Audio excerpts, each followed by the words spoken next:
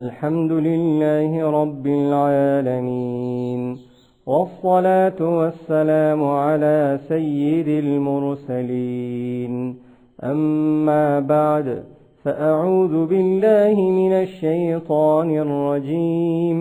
بسم الله الرحمن الرحيم. सबक नंबर 18 हरूफ मुक़त्तआत। हरूफ मुक़त्तआत कुरान पाक की बाज़ सूरतों के शुरू में आते हैं।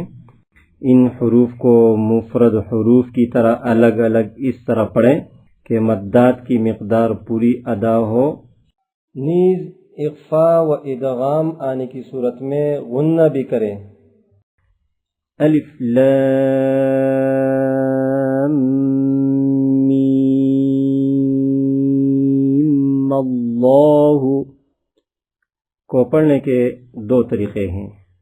नंबर 1 वसल, अलिफ लाम मीम अल्लाहु।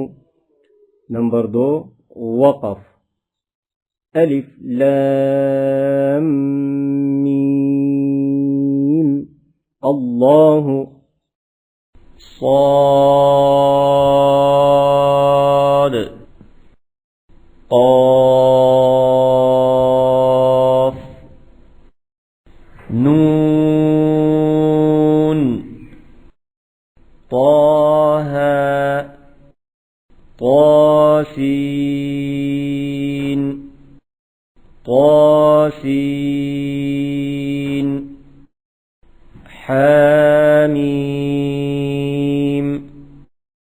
ألف لام را ألف لام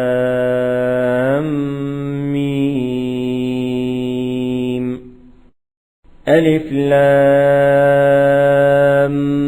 ميم را عين سين قاف طاسيم ميم ألف لام ميم صاد. الله كان